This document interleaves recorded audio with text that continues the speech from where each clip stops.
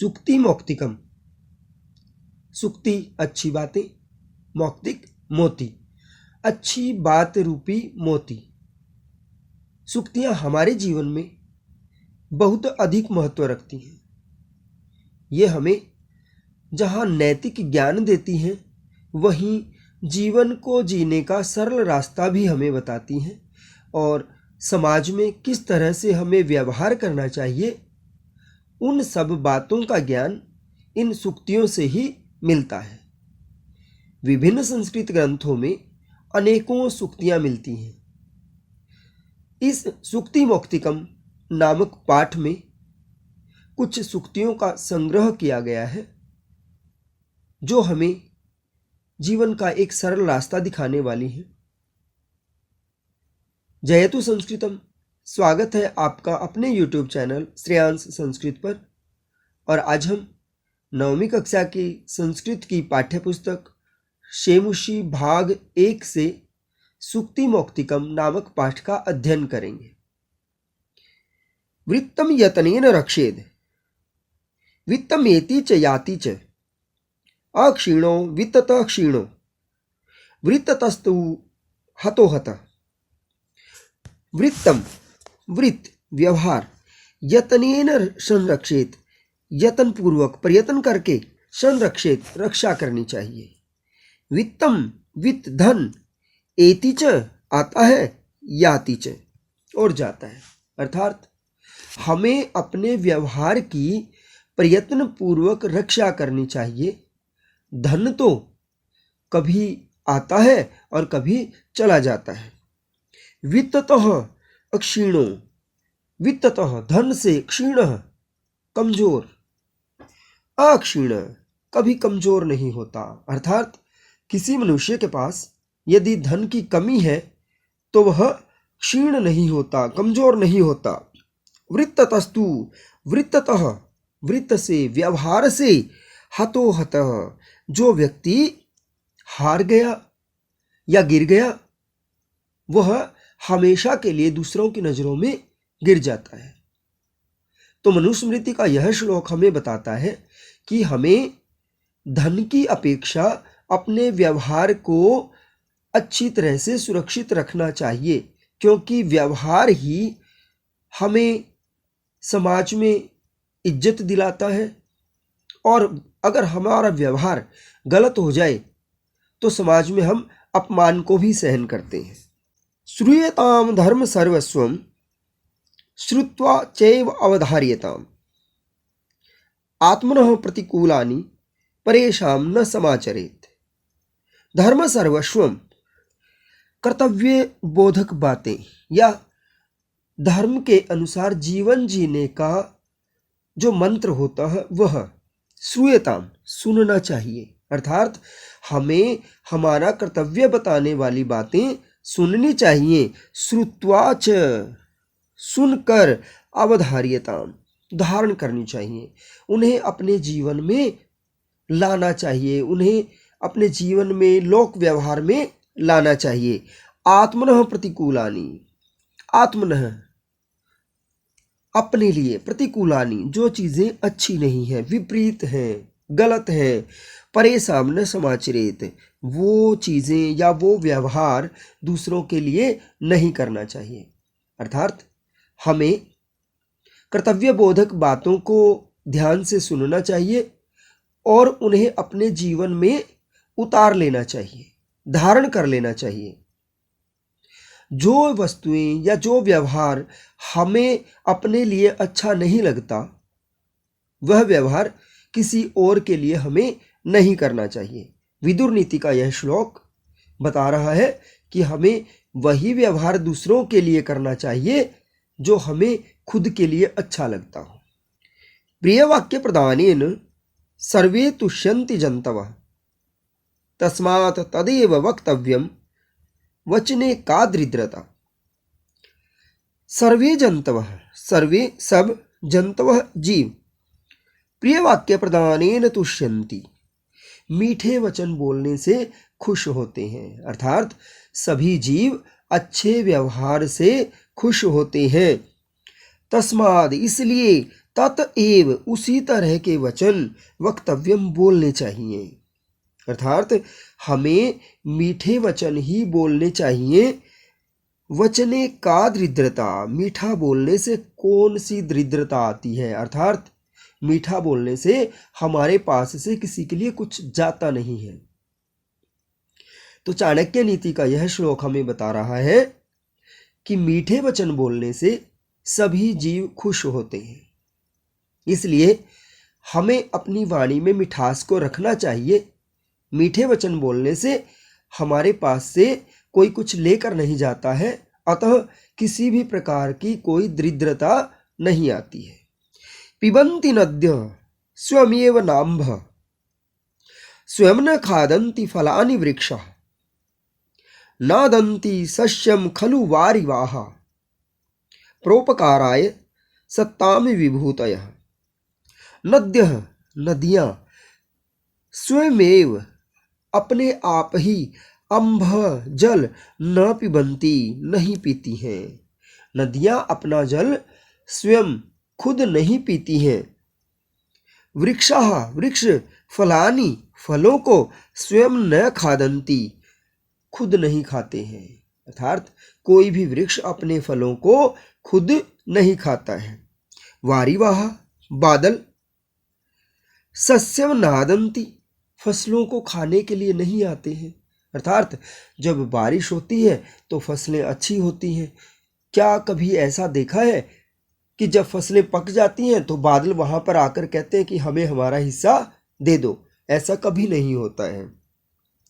सत्ताम विभूतय, सज्जन लोगों की संपत्तियां या सज्जन लोगों की वस्तुएं, प्रोपकाराय, दूसरों पर उपकार करने के लिए, दूसरों का कल्याण करने के लिए होती हैं, ना कि दूसरों को पीड़ा देने के लिए। अर्थात इस प्रकृति की सभी चीजें दूसरों के कल्याण के लिए है। गुणेष्वेव हि कर्तव्य प्रयत्न पुरुषै सदा गुणयुक्तो दरिद्रोऽपि, क्या कहा है? गुणेष्वेव हि कर्तव्य प्रयत्न पुरुषै सदा गुणयुक्तो दरिद्रोऽपि नेश्वरै अगुणै समः। यहाँ कहता है गुणेषु एव, गुणों के लिए ही, प्रयत्न कर्तव्य, प्रयत्न करना चाहिए, पुरुषै सदा, लोगों को सदैव।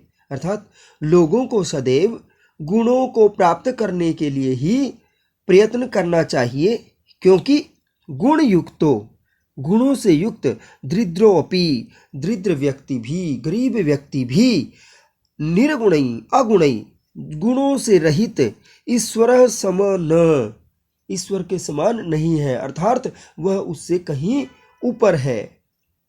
यह कहना चाहता है कि धन संपत्ति से युक्त अगर व्यक्ति गुणों से युक्त नहीं है और एक दरिद्र व्यक्ति गुणों से युक्त है, तो वह दरिद्र व्यक्ति उस धनवान व्यक्ति से, जो ईश्वर के समान अपनी सत्ता को मानता है, उससे कहीं ऊपर है। आरंभ गुरवी क्षयिणी च कर्मेण लघवी पुरा वृद्धिमती च पश्चात दिनस्य पूर्वार्ध अपरार्ध भिन्ना छायेव मैत्री खल सज्जना नाम। यहाँ पर दुष्ट और सज्जन व्यक्तियों की मित्रता की तुलना दिन के पूर्वार्ध की छाया और अपरार्ध की छाया से की है। देखिए, आरंभ गुरवी, जो प्रारंभ में बहुत बड़ी दिखाई देती है, क्रमेण क्षयिणी, और क्रम से धीरे धीरे वो क्षय हो जाती है, नष्ट हो जाती है। पुरा लघवी, पुरा लघवी, पहले छोटी होती है, पश्चात वृद्धिमती, और धीरे धीरे वह बढ़ती चली जाती है।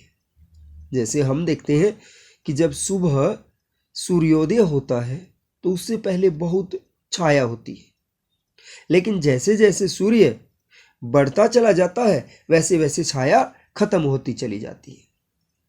लेकिन दोपहर जब होती है तो उसके पश्चात जो छाया होनी शुरू होती है वह धीरे धीरे बढ़ती चली जाती है। दिन से, दिन के पूर्वार्ध, पहले हिस्से, अपरार्ध भिन्न और दूसरे हिस्से यानी कि पूर्वार्ध और अपरार्ध के अनुसार जो छाया है वो भिन्न होती है। पूर्वार्ध में छाया ज्यादा होती है लेकिन धीरे धीरे समाप्त हो जाती है। अपरार्ध में छाया शुरू होती है लेकिन धीरे धीरे बढ़ती चली जाती है। मैत्री खल सज्जनाना, दुष्ट व्यक्तियों की और सज्जन व्यक्तियों की मित्रता भी इस छाया के समान ही होती है। दुष्ट व्यक्ति एकदम से यह दिखाएंगे कि वह आपके बहुत अच्छे मित्र हैं, लेकिन धीरे धीरे उनकी मित्रता समाप्त होती चली जाती है। और दूसरी तरफ सज्जन व्यक्ति एकदम से आपके साथ मित्रता नहीं करेंगे, वो आपके व्यवहार को देखेंगे, आपके साथ धीरे धीरे व्यवहार करना शुरू करेंगे और फिर वह मित्रता धीरे धीरे होते हुए बढ़ती चली जाती है, जिस प्रकार से दिन के अपरार्ध भाग की छाया बढ़ती चली जाती है। तो नीति शास्त्र का या नीति शतकम का यह श्लोक हमें बताता है कि दुष्ट व्यक्तियों की मित्रता जल्दी होती है लेकिन समय के साथ नष्ट होती चली जाती है, और सज्जन व्यक्तियों की मित्रता होने में समय लगता है लेकिन वो धीरे धीरे बढ़ती चली जाती है। यत्र कुत्रापि गता भवेयु हंसा मही मंडल मंडनाय हानिस्तु तेषां हि सरोवराणां येषां मरालय सह विप्रयोग। हंसा, हंस, यत्र कुत्रापि, यत्रापि कुत्रापि, जहां भी, यहां हो या वहां हो, कहीं भी हो, गता भवेयु चले जाए।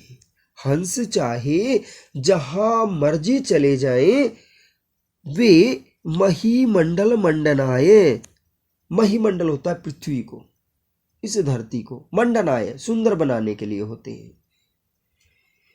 हानिस्तु, हानि तो तेसाम सरोवराणाम, उन तालाबों की होती है, ये शाम जिनका मरालय सह विप्रयोग, हंसों से अलगाव होता है, अर्थात जहां से हंस चले जाते हैं हानि तो उन तालाबों की होती है। अगर हम इसको सामान्य जीवन में लागू करके देखें तो अच्छे व्यक्ति, हंस यहां पर किसी अच्छे व्यक्ति के पर्याय है कि अच्छे और सज्जन व्यक्ति जहां भी रहेंगे वहां सबको सुशोभित करेंगे। हानि तो उस जगह की होती है जहां से वह सज्जन व्यक्ति चला जाता है। गुणा गुणज्येषु गुणा भवन्ति ते निर्गुणं प्राप्य भवन्ति दोषाः आस्वाद्यतोया प्रभवन्ति नद्यः, आस्वाद्यतोया प्रवहन्ति नद्यः समुद्रम् आसाद्य भवन्ति अपेयः। गुणः, गुण, गुणज्येषु गुणवान लोगों में, गुणा भवन्ति गुण होते हैं। एक गुण जब तक किसी गुणवान व्यक्ति में है, किसी अच्छे व्यक्ति में है, तभी तक उसको गुण कहा जाता है। निर्गुणम प्राप्य, किसी दुष्ट व्यक्ति में जाकर,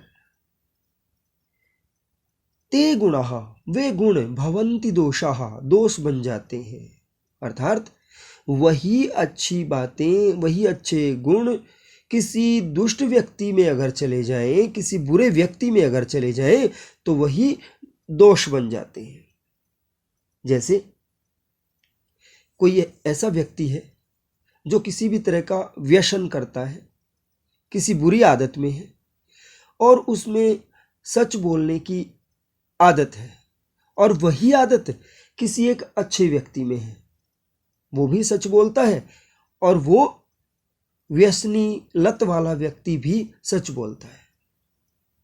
लेकिन जब वह लत वाला, व्यसन वाला व्यक्ति किसी के आगे कोई सच बोलेगा तो लोग उसकी बात पर भरोसा नहीं करेंगे, क्योंकि वह सोचेंगे कि यह तो खुद बुरी आदतों में पड़ा है और हो सकता है कि यह झूठ बोल रहा हो।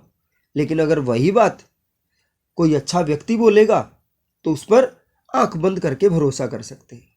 तो इसलिए कहा है कि गुण, गुणवान व्यक्तियों में ही गुण होते हैं, बुरे व्यक्तियों में जाने पर वो दोष बन जाते हैं। जैसे आस्वाद्य तोया प्रवहंती नद्य, स्वादिष्ट जल वाली नद्य वहंती, नदियां बहती हैं। अर्थात जब नदियां पर्वतों से निकलती हैं तो उनका जल बहुत स्वादिष्ट होता है, सब उसको प्रयोग करते हैं। लेकिन समुद्रम आसाद्य भवंती अपेया, समुद्रम आसाद्य, समुद्र में मिलकर, सागर में मिलकर, भवंती अपेया, वही स्वादिष्ट जल अपेय हो जाता है, पीने के लायक भी नहीं रहता। क्योंकि यहाँ नदी को सज्जन व्यक्ति का प्रतीक माना गया है, एक गुणवान व्यक्ति का प्रतीक माना गया है जिसमें जल स्वादिष्ट है। लेकिन सागर को एक दुष्ट व्यक्ति का पर्याय अगर मान लिया जाए, क्योंकि सागर में सारा पानी खारा होता है, और जैसे ही नदी का स्वादिष्ट जल सागर में मिलता है तो वह पानी भी खारा हो जाता है और पीने के लायक नहीं बचता है। तो इस प्रकार से हम देखते हैं कि जो सूक्तियाँ हैं वो हमारे लिए बहुत उपयोगी हैं। वो हमें आचार व्यवहार के बारे में, मित्रता के बारे में और गुणों के महत्व के बारे में बताती हैं। इस पाठ की बहुत सरल हिंदी में यह व्याख्या हमने की है।